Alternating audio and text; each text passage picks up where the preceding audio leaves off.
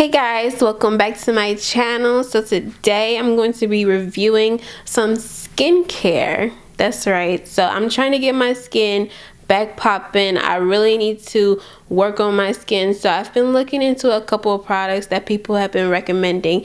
And one product that I really wanted to try is a soft chemical peel by The Ordinary. It's a 10-minute exfoliant. It has a pH of 3.6 and I'm going to give it a try to see how my skin kind of reacts to it. I'm a little nervous because it is a chemical peel. I've never done a chemical peel before, but I mean, I have a lot of discoloration, a lot of acne scars, and pretty much I still get acne a lot too. So I kind of wanted to see how this worked on my face and hopefully move up from here. This was only $12 when I went on Sephora.com. I had to order online because they didn't have any in store. If they have some in your store, please let me know because they have none here at all in Vegas. So I had to order this online to kind of see how it felt. Now, I do have to say, I want to try this first to see how it does. But I did try another brand similar to The Ordinary. It's called the Inky List. But that brand didn't really do much for me. It kind of left my skin a little dry, especially with the glycolic acid, which is supposed to moisturize your face even more. I have a dry areas on my face. My face will get really, really dry if I don't put a lot of moisturizer on my face. But I also have oily T-zone, so I have kind of a combination skin tone.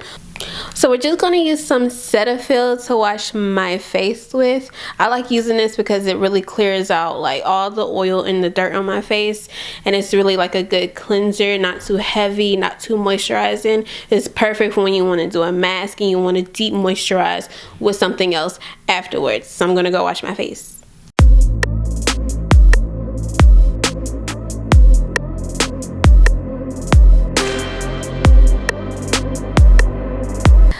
Okay guys, so my face is completely clean. I let it dry all the way. I pretty much let it air dry and then just slightly pat dried it with a towel. So now I'm going to go ahead and put some of this on my face. I think it said you could put kind of a generous amount on your face, but it says leave it on for no more than 10 minutes. So I'm going to make sure I leave it on for only 10 minutes, maybe even less, because sometimes my skin can be pretty sensitive. It also says that this should not be used more than twice per week. So I think I'm going to actually use it only once a week to see how I tolerate it for the next 2, 3, maybe 4 weeks to kind of see how my skin ends up. This is where my skin kind of is starting on week 1. And I will probably update you guys in another video on my continued use of this if everything goes well right now. So let's go ahead and do it. And as you can see, this stuff is blood red, like really, really thick. And I think it said you could put it in your hands before you put it on your face. Oh my gosh, it turned into a bubble. So let me go ahead and put some of this on my face with my fingertips.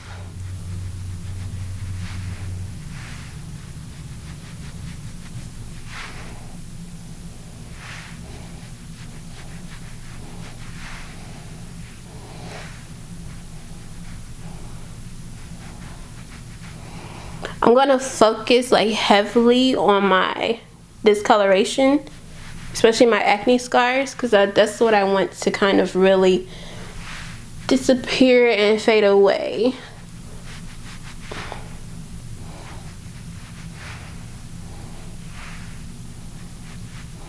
So far it's not burning at all. I don't have any open wounds on my face, so maybe if there are open wounds this might burn since it is a chemical peel, but right now it's not burning at all. I don't feel anything.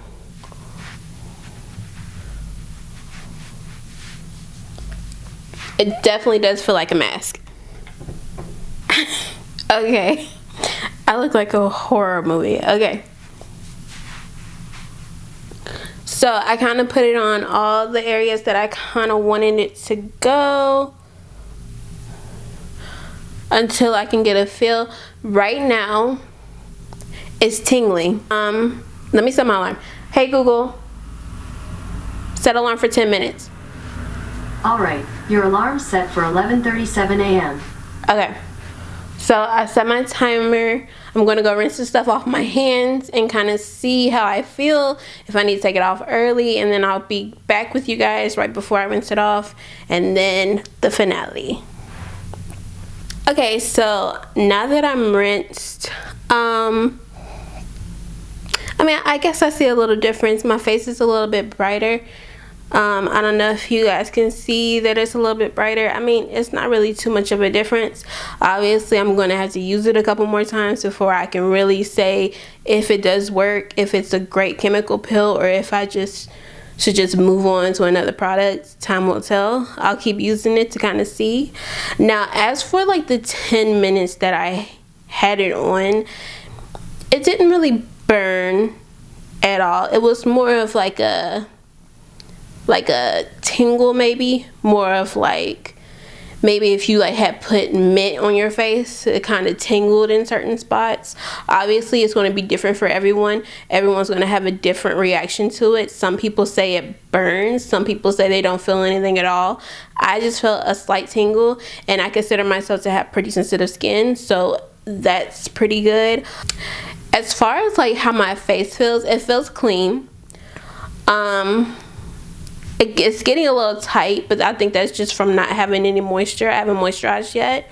So let's go ahead and take some moisturizer. I'm going to just go ahead and use what I've been using. And that's the Palmer's Anti-Dark Spot Fade Cream.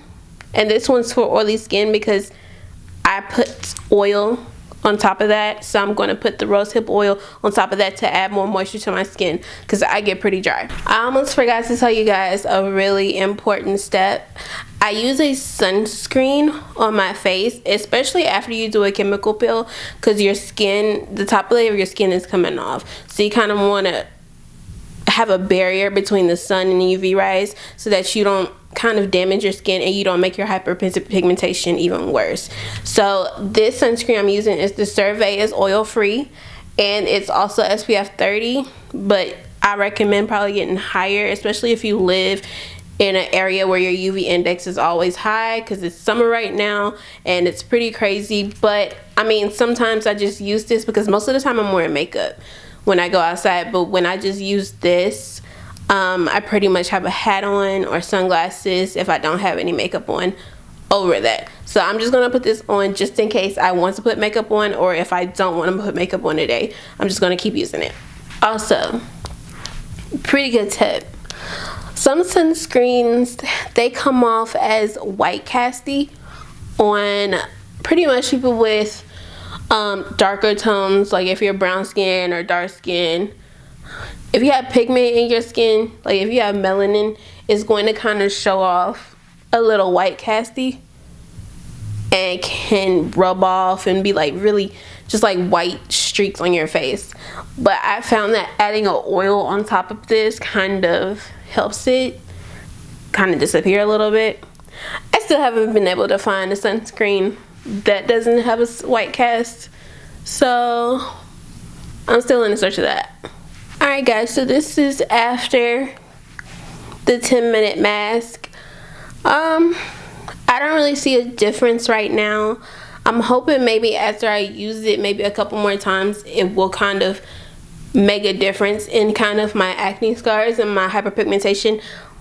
But I mean, it doesn't hurt to use, I guess. I mean, it's only pretty much $12–13 to get, when most chemical peels are going to be like $50 to $100 to buy, and you don't even know if that's gonna work. Well, it probably will work if it's $1,500, but then again, you never know.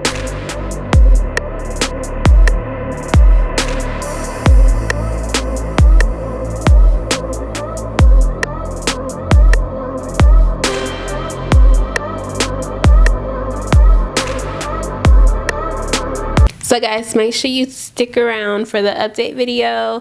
Hopefully in about 2 or 3 weeks after I try this stuff.